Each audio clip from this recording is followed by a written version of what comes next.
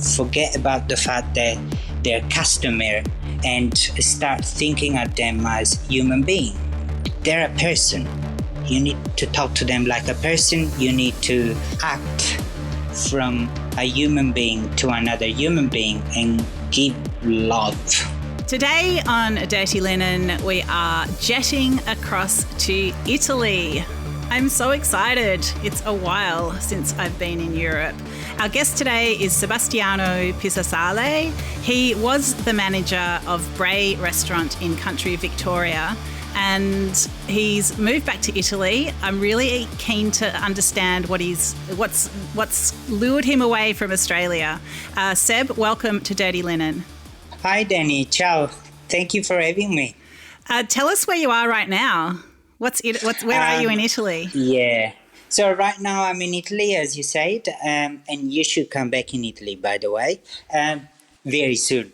I'm in Lombardy, very close to Milan, in a town that's called Inzago. It's about 18 kilometers from Milan. It's a very cute little town. Oh my goodness, I love that part of Italy, and I will accept your invitation. If I could teleport myself there right now, I certainly would. Is that your hometown, Sebastiano? This is my hometown as of May. I was originally, let's start again. I was born in Sicily, so I'm originally from Sicily, but I live now. From May, I moved back to Lombardy, and I'm living in Inzago, which is a very cute little place, I have to say. And what are you up to there? Lots of things. So one of the main reasons why I moved back is to be closer with my family. Let's be totally honest. But also, I wanted to achieve my goal. My main goal has always been to open my own place and my little restaurant. And I have a friend who I've always wanted to do it with, and he's from Inzago. So we've decided together to move here, check the market, see how things are, and find a spot. And that's what we're doing right now. We've potentially found a location that requires a little bit of renovation. So in the meantime, to make things very short, we've decided to open and do a pop-up for 6 months. So somebody is allowing us to be in their location for free, and we're gonna be doing a pop-up until April, 4 or 7 courses only. We just want to have lots of fun. And is it traditional Italian food? Like, what's the cuisine direction? The cuisine is going to be Italian, but we have both spent more than 10 years in Australia, so there will be lots of influences from other worlds' cuisines, essentially. There's going to be lots of Asian influences, for instance. We'll see how it's going to be received in a place that's very traditional, I have to say, because we're obviously not in a big town, we're in the country. This is so interesting to me. So, I mean, yeah, Italian cuisine is so deeply regional. It's so, traditions are honoured in a way that, it's one of the reasons that Australians love to travel to Italy. But, I mean, from your perspective, like, how long did you live in Australia? It was exactly 11 years. I moved. Okay, so a long time. So we'll get to the story, but just before we do that, I would just love you to give us a bit of perspective on the differences between restaurants in Australia and Italy. They're very different. They're totally different. There is a grammatic on the way you dined outside in Italy, an etiquette and rules that you have to respect that I don't necessarily agree with, and I don't necessarily like always. There is certain places are okay to do that, but there is no need to do that in a trattoria when you want to go out on a weeknight and you want to eat just a meal with your wife or your partner or your family anyway. That the beauty of Australian eating is the fact that you just go out and completely destroy any etiquette, which is absolutely beautiful for me, and you just become spontaneous because I really value being spontaneous and being real. And I have to say that I've started doing it in my little while I was working in a restaurant in here close to Milan, and I was doing things that were not following necessarily the rules, and people were like very happy about it, or at least very pleasantly surprised, and that is what is very much exciting me to open even for 6 months and experiment even for 6 months, because there's young people who want to go out and want to see new things. And so what sort of rules are there? What are these rules that you're going to be breaking? Starting from the way you dress, or starting from the way you set the table. Where is it written that you need to put a tablecloth down? Who said that? Is it really necessary? That's the first question. That is generally the question that how do you say, the question that sorts most bad reaction on the other side, because there's a lot of people who think still that you need to have a tablecloth on the table. I understand that there is a way you set a cutlery on the table, but I've always been interested in the way you could set cutlery in very different way, in very fun way. Why do I have to put it on the right? Can I put it on top, for instance? Or people ask for amari always in Italy, always. And instead of bringing amari, I bring small artisanal vermouth, and they just go crazy about it. Vermouth is something that you open a dinner or a meal with, and instead I'm letting them close with a vermouth on ice and a wedge of orange. And this is something that in Australia is very common. There is no rules. You can start a meal the way you want it, you can close a meal the way you want it, and it's fun. It's just beautiful. It just becomes light, and you want to go back to the place because you've been feeling good during the 1.5 hour you've been there, for instance. Does it make sense? Am I too crazy? Or No, I find it so interesting because I think, there's one perspective is, well, Australian hospitality culture, it grew up in ignorance. People didn't know how to eat. They made all these mistakes. They got everything wrong. But now you're sort of exporting back that, delicious, abandoned ignorance and saying it's like this freedom. We're embracing this no rules paradise. Exactly. It's not necessarily a bad thing. Being an Italian way and being able to cook in a place that has very deep culinary tradition and following that tradition and serving them with a service style that's completely free of any rules or etiquette and light will be fun for me, I think. That's what we're trying to achieve. I'm not going to forget traditional Italian cuisine. We are not going to do that, but we just want to lighten things up, if it makes sense. Yeah, well, Seb, the reason that I reached out and was so keen to have you on the podcast is what you said on a film that was made at Brae called Brae, A View to the Future. And you basically open this film with your words, which I think really set the tone for the experience of hospitality at Brae. And you say, I've always defined the Brae experience as sincere. People drive 3 hours or more. They plan a weekend around us. So when they walk through that door, we owe them humanity. Yeah. I mean, that is very profound, and it's really relating to people in their moment, isn't it? Rather than this, you don't have this baggage of what it means to come to a restaurant. Yes, absolutely. I've always believed and I've always thought that the power of hospitality is in human relationship.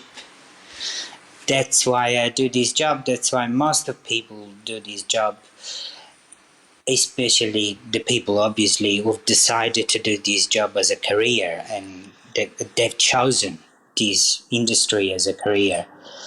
Because it allows you to meet so many people and maintain relationship with them always, forever. And B, because you just meet new guests day by day, every day. And our job is not just to repetitively do the task that we're meant to do, because part of service is being able to build a relationship with these people. And this doesn't mean necessarily become friend with them. That's not what I'm trying to say. It's trying to absolutely forget about the fact that they're customer and start thinking of them as human being. They're a person. You need to talk to them like a person. You need to act from a human being to another human being and give love, professional love, if that's the case, to allow them to have a great time. And that is what Brae was amazing at, because he was the perfect spot for that. What might that mean, for different people? Like, what are some of the different expressions of that love that you would show? It's the fact that the first thing you do is open the door and welcome them, and if they need anything, you just give it to them straight away, and any small detail in that place will help you to achieve that mission. Like if they looked, for instance, rushed, or because they've had 2 hours drive, we were giving them few minutes. We were never going straight away to talk to them because they've had 3 hours drive or a flight plus the drive from the airport to there. And all I was saying to my team was just give them some time to relax, and then we go and start everything, because that's what they needed. Or if they didn't want to talk to us because they were shy, we were trying to keep the conversation as little as possible. Doesn't make sense? Yeah, no, it's I think what you're saying in so many words is that it's all about observation, which, I mean, to me, that is the key to great service, is that observation. You can't do anything without first observing and reading the situation. Yeah, absolutely. And do it by lighting things up and being a human being and joking with them as well at certain times. So, Sebastiano, this is where we can dive into the chronology, because I want to know how you came to choose hospitality as a career, and I want to know about some of the sort of light bulb moments along the way, whether you had mentors that opened up this world for you, whether you worked it out for yourself. Like, yeah, take us through your story. Yeah, I'll be very short, very quick. I started in Italy. I worked 3 years in Milan. I've always worked in hospitality. It was a different job. I was in actually a marketing office of a very big catering company because I finished university and it was tourism management, and while every other colleague of mine was going to do a hotel, I decided to focus on restaurants or food related industry. So I decided to go and work in this catering company, but I went to Australia when I was 18. And I've always had this idea to go back to Australia because I wanted to try how you guys work. And at some stage in 2011, I decided to quit my job and move to Australia. 9 days after I arrived, I started working at Vue de Monde, where I worked for 2 years. Then I moved to Sydney when I in 2017, I believe, and I worked as CPA for 5 years. So Martin, Vicky, and Ben Brown are some of my, together with Jules and Dan, obviously, are some of my mentor, if that's the case. And then I decided to completely change lifestyle. I didn't want to work in another city restaurant. At some stage, I decided to contact Simon, and because I wanted to live in the countryside, and moved to Brae. And I knew it was going to be hard at the very beginning because it's obviously in the countryside. So I decided as a personal goal to stay for 1 year, and instead I remained for a little bit more than 4 years because I loved it. And what were some of the key things that drove you along your path? You're working at some of Australia's best and most revered restaurants with some really extraordinary people front and back of house. What were some of the key moments or transitions along that path? Well, I started really falling in love with hospitality and I decided really that front of house was going to be my career when I moved to Sydney and I started working at Sepia. It was a very important step for me and in my career, and everything I learned there, every detail I learned there, I still remember, and I will bring it with me forever. And Brae just topped it up, and being able to see the process of crafting experience depending on the person or the guest that you have in front of you is what I will always keep with me. And I've learned it through these two past experience, if it makes sense.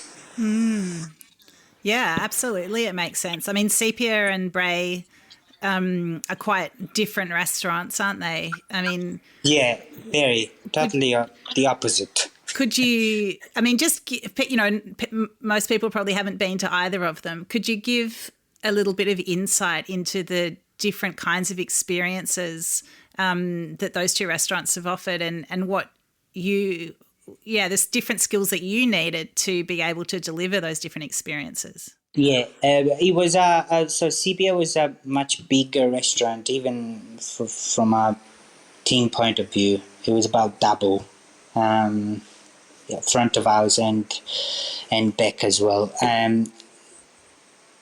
I learned and I loved that Sepia was full of European. That is what made it very comfortable.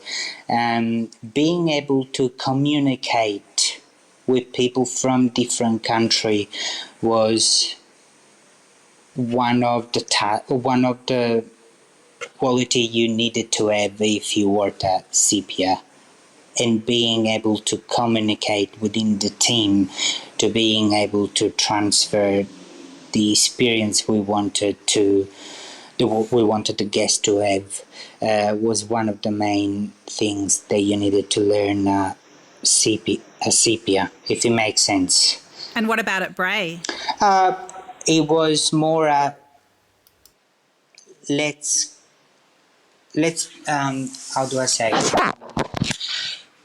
It was more being able to become a person who built a sartorial experience to 10 tables. It was a much smaller situation. It was a much smaller team, and the most important thing that you needed to, or quality that you needed to have, was being able to deliver a sincere, as I said, experience to the guest. It was very sartorial. There were lots of small details that needed to be much more than what's possibly being thought, and it was very important to follow all these small details, if it makes sense. Give us an example of some of those details, because, you know, I've eaten at Brae, but it's like the experience just washes over you. I'm sure there's so much that, you know, is happening around me. One of the things that we tried to do was to record every single menu for every single guest. So if you come back the next time, you didn't have necessarily the same dishes. And if you come back the next time, we would have called you by name. That was one of the small detail, because you were a repeat guest, and we knew that by booking system. So that was one of the main thing that I can tell you, for instance. And I mean, is that so radical to take back to Italy, that sort of detail? I would say yes. For the majority of restaurants, I don't think that in Italy these small details are followed, with the exception of very famous or important restaurant, obviously. I've never worked in a 3 Michelin star restaurant in Italy, so I can't speak for them. I don't know what standard they follow, but being able to craft the experience like we did at Brae, it will be something I will try to bring with me in my new project, for sure. And what about working conditions? What's it like in hospitality in Italy compared to Australia? Oh, that's a great question. It's been like going back, because I obviously have lived the moment when in Australia someone has sat down and recognized that there was a problem in hospitality, so that needed to be solved. And there was a problem of structure of industry and hours of work and all the other problems that we know. In Italy, this conversation is not started yet. There is signs from big chefs that they want to start it, but there is not the same open-mindedness that people have in Australia. So you have all the staff members that recognize the problem, and on the other side you have a wall from the owner of restaurants that will never allow any change. So I'm also very excited to do my things to show people that's actually possible to do hospitality in a different way. That's so interesting. So at the moment, is it quite normal to be working long hours and... Yes, but the problem is that in Italy, the norm is 12 shifts a week, which is not humanly possible. It's 6 double. Wow. And everyone is trying to say that's not possible. Like, you need to have 2 days off a week, because otherwise it's not doable. On the other side, there is, as I say, I know from the owner of the restaurant. So what's happening is that you completely don't have staff because nobody wants to work with these conditions. And that's where we're at. We're at this stage where you don't have any single chef or any single waiter. I read an article the other day, and there is about 151,000 waiters missing in Italy. Oh, wow. That is. So there's nobody who wants to do this job, and there is a multiple restaurant closing because they simply don't have staff unless the chef is also a waiter and manage the restaurant. Meantime, Australian restaurants are waiting for the Italians to come back. So To come, yeah, exactly.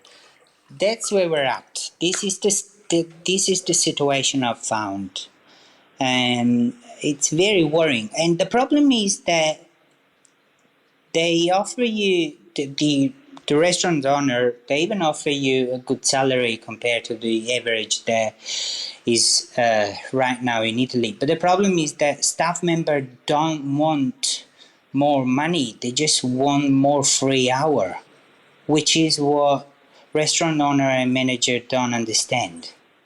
Like my partner has a 3 years old son, and he doesn't care if he earns €300 more a month.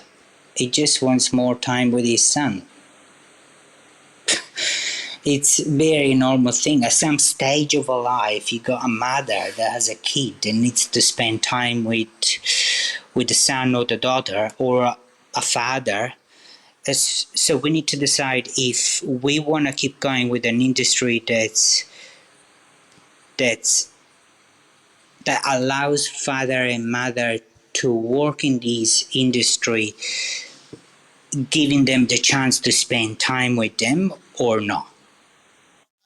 Otherwise, we need to stop everyone at the moment when they decide to have a family, which is that's not even askable. Like, this is not even a question for me, obviously. yeah, I know, one of the things that you sometimes hear in Australia is that the Australian public doesn't respect hospitality as a career. They don't respect front of house as a viable long-term plan. And in Europe, people do. In Europe, you see older waiters. In Europe, it's a career. But it's interesting what you're saying. Like, it doesn't quite fit together. Like, yes, maybe it's a career, but it's not, the work-life balance isn't there. I don't think that in Europe is that different. It's true that in Europe you see old waiters, but I've always said that doesn't matter if it's in Australia or in Italy. It's a global thing. I've always said that the hospitality industry has never thought at itself as an industry. It's just happened. And there has never been a structure. And these years we're living are the first year we're actually having a serious conversation about problems that until 6 or 7 years ago you were not even allowed to speak. What do I mean with that? Okay, I'll do an example. I've been a waiter for 11 years, then at some stage I was a restaurant manager. What happens after that? Because I'm sure that if you go in a bank and you start and you work in a bank for 11 years, you have different steps and you achieve different goals during your career. Does it make sense? And you achieve also different positions. This doesn't happen in hospitality, and that's nobody's fault. It's just a problem that there is people nowadays like before who have decided to leave this as a career. So they need more than a certain two-step career, if it makes sense. So right now I'm in a moment where I wanted to live closer to my family, but I also wanted, because I'm close to 40 now, so my physical energy, my body energy is also is also going away. Let's also not lie about that. So I was in a moment where it's like I want to live close to my family, but I also want to achieve my goal, which is for me open my restaurant. And if I don't do it now, I can't do it at 42 because I'm tired now. So I don't know what happens in 2 years. Does it make sense, Danny? Yeah, I think, life doesn't end at 42. No. That's not what I'm trying to say. No. But it requires energy. It requires energy. So that's where I'm at now. And there should be more options for people who don't want to open their place. Yeah, it's really interesting. I think it's very wise what you're saying. There are so many good things about the unstructured and free and nature of the hospitality industry, but then it doesn't work in all kinds of ways, and that there isn't necessarily pathways and structures that support people as they want to grow and learn more and get more stability, perhaps, if that's what they're looking for. Mm-hmm. Yeah. Yeah. Well, I'm starting to see what a revolutionary project it is that you're embarking on in Italy. Okay, no pressure is on me.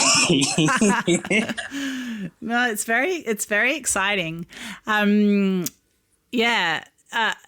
Do you know? So you got the pop up, and then look for a site, and then hopefully by the time I get to Italy next year, sometime, I'll be able to come to your restaurant. The idea is to have a restaurant in about 10 months, a real restaurant in 10 months. That's what we're trying to achieve.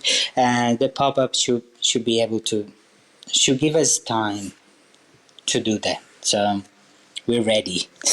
Wow. Well, I hope Italy is ready. Sebastiano, is there anything else that you'd like to say?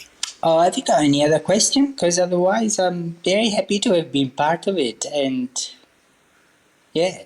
I'm so happy that we finally connected. I think it's Australia's loss, but definitely Italy's gain. And now we have another place to visit in Italy. So thank you so much for sharing your story today and giving us such interesting insights into hospitality industries, both here and over in Italy. Yeah, thank you. Thank you very much. And thank you for your patience as well.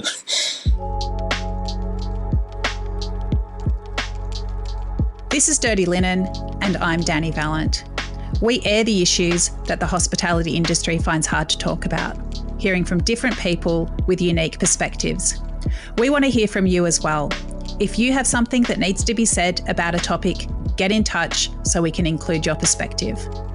Contact us at dirtylinenat.deepintheweeds.com.au or hit us up on Insta at Dirty Linen Podcast. We can't wait to hear from you. This